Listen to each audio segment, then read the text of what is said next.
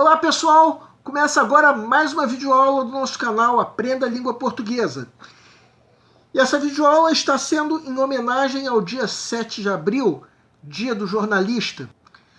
Você que é jornalista, parabéns! Para você que é vestibulando e pretende fazer um curso de jornalismo, boa sorte! E para todos vocês, concursandos, vestibulandos, boa sorte! O jornalismo é uma profissão muito importante. Imaginem o que seria do mundo sem a imprensa. O jornalista trabalha na procura e divulgação de notícias pelo jornal, pela revista, pela TV, pela internet, enfim, por todos os meios de comunicação. O jornalista é o profissional da notícia, que investiga e divulga fatos e informações de interesse público. Ele adapta o tamanho, a abordagem e a linguagem do texto ao veículo de informação, bem como ao público-alvo. O jornalista precisa de senso crítico, de capacidade de expressão, de domínio da língua, entre outras coisas. A primeira coisa que nós vamos tratar nessa aula são os gêneros textuais jornalísticos. Você que está fazendo concurso vestibular precisa se manter atualizado de tudo que acontece. Precisa manter o hábito de ler jornal. Sendo que num jornal ou numa revista, os principais gêneros discursivos são a reportagem e o artigo de opinião. A reportagem é o gênero jornalístico que usa o discurso narrativo, descritivo e não dissertativo. Já falamos sobre tipos textuais numa outra videoaula. Nem todo gênero textual pode ser enquadrado dentro de um tipo textual específico. A reportagem, de um modo geral, é um misto do tipo narrativo com o tipo descritivo. No entanto, quando uma reportagem está presente numa revista de divulgação científica ou num livro didático, torna-se um texto expositivo. Muito raramente, a reportagem é um texto injuntivo. Mas vamos ao que interessa. A reportagem, pelo menos a princípio, ela não opina. Portanto, não é, a princípio, um texto dissertativo. Segue um quadro com uma reportagem. Reportagem O Globo, 17 de março de 2017. Museu do Amanhã ganha prêmio de construção verde mais inovadora. Prêmio Internacional MIPIM escolhe projetos imobiliários mais importantes. Museu capta energia solar e utiliza a água da Baía da Guanabara. O Museu do Amanhã, na zona portuária do Rio de Janeiro, conquistou nesta quinta-feira, 16, o Prêmio Internacional MIPIM Awards na categoria Construção Verde Mais Inovadora. Todo ano, o prêmio seleciona os projetos imobiliários mais importantes já construídos no mundo. A premiação foi anunciada numa cerimônia em Cannes, na França. O Museu do Amanhã disputou a finalíssima com a sede da Siemens em Munique, com um edifício residencial em Londres e uma fábrica de bioenergia em Estocolmo. O Museu do Amanhã é uma iniciativa da Prefeitura do Rio, concebido e realizado pela Fundação Roberto Marinho, instituição ligada ao Grupo Globo, e tem o Banco Santander como patrocinador master. José Roberto Marinho, vice-presidente do Grupo Globo, presidente da Fundação Roberto Marinho e responsável pela concepção do Museu do Amanhã, comemorou o prêmio. Arquitetura e conteúdo, localização no espaço urbano e integração com o meio ambiente, tudo nesse museu converge para um despertar de consciência sobre como as escolhas feitas hoje por cada um de nós impactam um amanhã comum. Receber esse reconhecimento é motivo de muito orgulho para nós da Fundação Roberto Marinho e também os nossos parceiros que conosco criaram e cuidam deste museu, disse. É um museu de exposições, mas acima de tudo de sensações. O que levou o projeto a ganhar O prêmio é uma mensagem que o visitante também descobre lá dentro, quando se trata do planeta, o amanhã é agora. O projeto é do arquiteto espanhol Santiago Calatrava. O Museu do Amanhã tem uma estrutura sustentável, conta com captação de energia solar e a utilização de água da Baía da Guanabara no sistema de refrigeração. A estimativa é que por ano sejam economizados mais de 9 milhões de litros de água e 2.400 kWh de energia elétrica, o que seria suficiente para abastecer mais de 1.200 residências. O museu foi inaugurado em dezembro de 2015 e já recebeu 1,4 milhão de visitantes. Em 2016 recebeu outro prêmio internacional, o Leading Culture Destinations Awards, considerado o Oscar dos museus, na categoria Novo Museu do Ano. O secretário-geral da Fundação Roberto Marinho, Hugo Barreto, comemorou o prêmio concedido nessa quinta. Esse prêmio é um enorme reconhecimento ao Brasil, à capacidade brasileira, à equipe que não posso deixar de falar da Fundação Roberto Marinho, que se dedicou durante 7, 8 anos a esse projeto.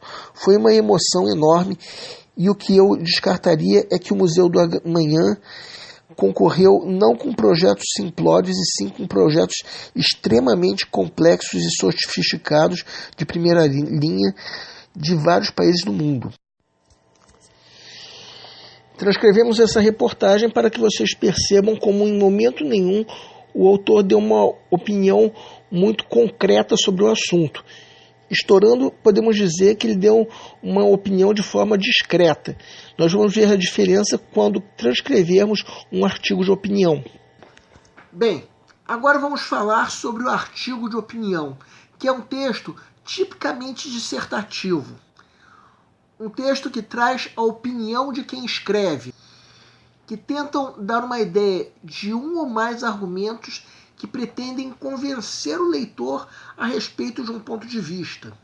O artigo de opinião, em geral, vem assinado por quem escreve. Por que eu disse em geral? Porque, em alguns casos, o artigo de opinião é escrito no sentido de defender o ponto de vista do veículo de informação, ou seja, do jornal ou da revista. Nesse caso, é um tipo específico do artigo de opinião, o editorial.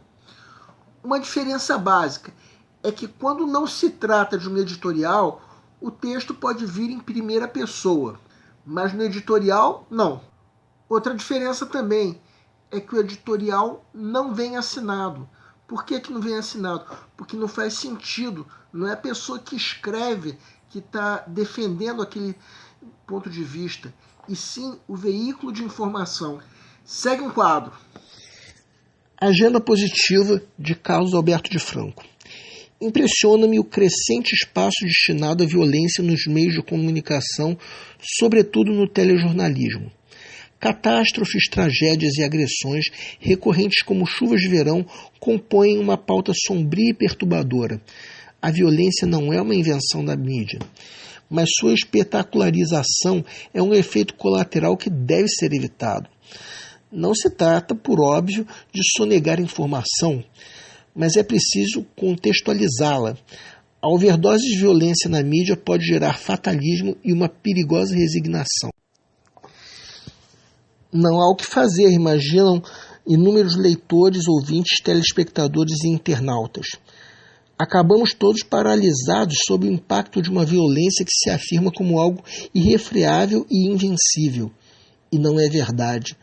Podemos todos, jornalistas, formadores de opinião, estudantes, cidadãos, enfim, dar pequenos passos rumo à cidadania e à paz.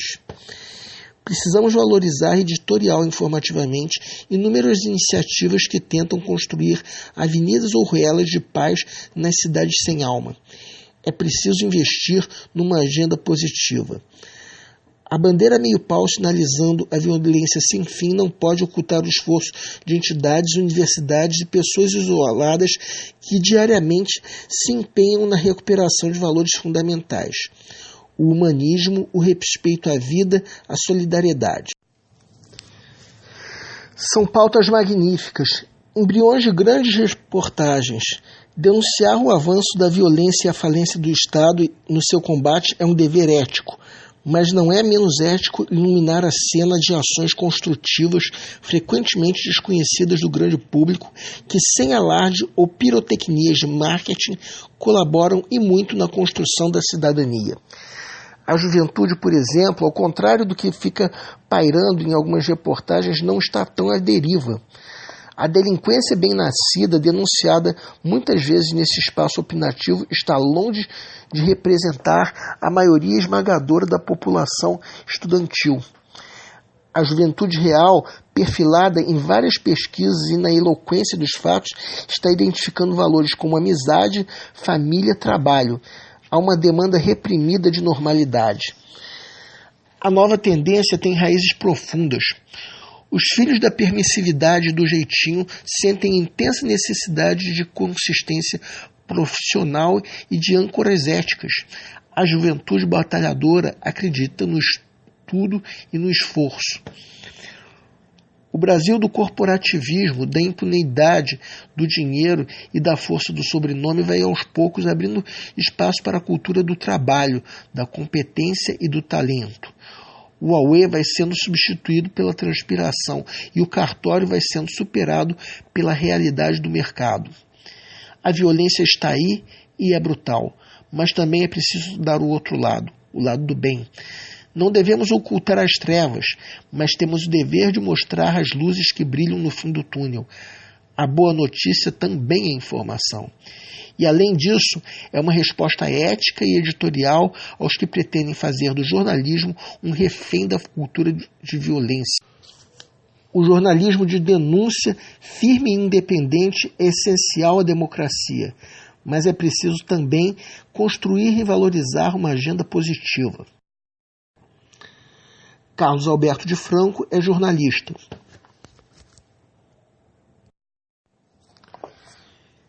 Editorial O Globo, 14 de março de 2017. Rio faz bem em vacinar população contra a febre amarela.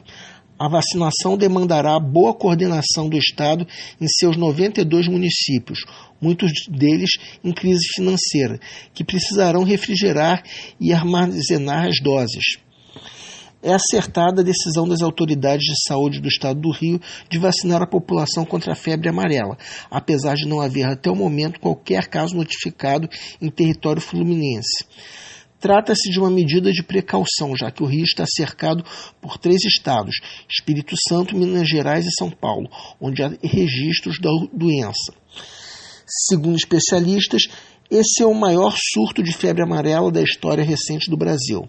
Até agora, a estratégia adotada pelo governo era fazer a vacinação de bloqueio, imunizando moradores de 30 municípios, principalmente no norte e noroeste fluminense, que fazem limite com as áreas afetadas. A decisão, anunciada na sexta-feira pelo secretário estadual de saúde, Luiz Antônio de Souza Teixeira Júnior, toma como lição os erros de Minas Gerais, onde apareceram os primeiros casos de febre amarela e, com a demora das autoridades de saúde para agir, a doença se alastrou. Em entrevista ao Globo, o virologista Pedro Fernando da Costa Vasconcelos disse que o Estado já estava dentro da área de recomendação de vacina, mas não providenciou que isso fosse posto em prática a tempo. Em Minas, macacos começaram a morrer de febre amarela em setembro, fato confirmado por pesquisadores do Instituto Evandro Chagas. Mas, apesar disso, a população não foi alertada e a cobertura vacinal continuou baixíssima. As campanhas só surgiram depois que o surto estava instalado. A sucessão de falhas na vigilância, somada à desinformação dos moradores, produziu uma combinação letal. Hoje há mais de 100 mortes por febre amarela confirmadas no estado. Embora as decisões estejam mais no âmbito de estados e municípios, autoridades federais também têm papel a desempenhar nessa luta contra a reintrodução da febre amarela no país. Para Pedro Vasconcelos, no atual estágio, não há mais como adiar a vacinação infantil contra a doença em todo o Brasil, e não apenas nas áreas de recomendação. e nisso a união é fundamental. No estado do Rio, a vacinação está prevista para começar em 2 semanas. Segundo o secretário Luiz Antônio Teixeira Júnior, o Ministério da Saúde garantiu um estoque de 3 milhões de doses para a fase inicial, mas a meta é imunizar até o fim do ano 12 milhões de pessoas. Resta agora um árduo trabalho. Um deles é informar a população sobre a importância da imunização, especialmente nas áreas rurais. Além disso, a vacinação demandará boa coordenação do Estado com seus 92 municípios, muitos deles atolados numa grave crise financeira, que precisarão de estrutura para refrigeração e armazenamento das doses, sem falar no treinamento dos profissionais de saúde. Antes mesmo de começar a vacinação em massa, os postos da capital já dão ideia do desafio que vem por aí. Com a corrida às unidades por uma população assustada, pacientes já enfrentam filas e falta de doses. Reparem como não existe nesse texto o uso de primeira pessoa, ao contrário do primeiro texto, onde se faz sim uso da primeira pessoa. Em uma de nossas próximas aulas, nós vamos falar sobre o gênero crônica. Afinal de contas, quem se lembra da aula passada já deve estar se perguntando assim: mas a crônica é ou não é um gênero jornalístico? Eu respondo: pode ser e pode não ser. Agora vamos discutir uma questão que caiu na prova do Enem de 2016, que tem a ver com a temática dos jornalistas. Segue um quadro. Enem 2016. Grupo transforma pele humana em neurônios. Um grupo de pesquisadores dos Estados Unidos conseguiu alterar células extraídas da pele de uma mulher de 82 anos sofrendo de uma doença nervosa degenerativa e conseguiu transformá-las em células capazes de se transformarem virtualmente em qualquer tipo de órgão do corpo. Em outras palavras, ganharam os poderes das células-troncos pluripotentes, normalmente obtidas a partir da destruição de embriões. O método usado na pesquisa, descrita hoje na revista Science, existe desde o ano passado, quando um grupo liderado pelo japonês Shinya Yamanaka criou as chamadas IPS, células-tronco de pluripotência induzida. O novo estudo, porém, mostra pela primeira vez que é possível aplicá-lo a células de pessoas doentes, portadoras da esclerose lateral amiotrófica, conhecida como ELA, mal que destrói o sistema nervoso progressivamente. Pela primeira vez, seremos capazes de observar células com ELA ao microscópio e ver como elas morrem, disse Valérie Tess, diretora do projeto ALS, ELA em inglês, que financiou parte da pesquisa. Observar em detalhes a degeneração pode sugerir novos métodos para tratar a ELA. A análise dos elementos constitutivos do texto e a identificação de seu gênero permitem ao leitor inferir que o objetivo do autor é: A. Apresentar a opinião da diretora do projeto ALS.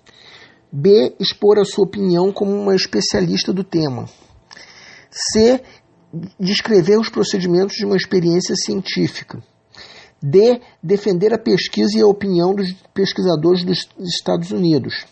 E. Informar os resultados de uma nova pesquisa feita nos Estados Unidos. Peço para que deem uma pausa antes de ser dado o gabarito. O gabarito é a letra E. Temos aí uma reportagem que, conforme já dissemos, não defende nenhum ponto de vista, sendo, pois, um texto narrativo ou descritivo. Não defendendo qualquer ponto de vista, as letras A, B e D já podem ser eliminadas. Das alternativas que sobram, a letra C é eliminada a partir do momento em que ocorre o erro de redução, ou seja, limitar o texto a um único aspecto. O objetivo do autor não é descrever os procedimentos da experiência, trata-se de um objetivo mais abrangente.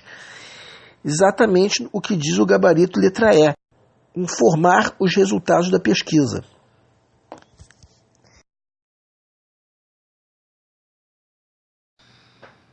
Essa aula foi em homenagem ao Dia do Jornalista, dia 7 de abril.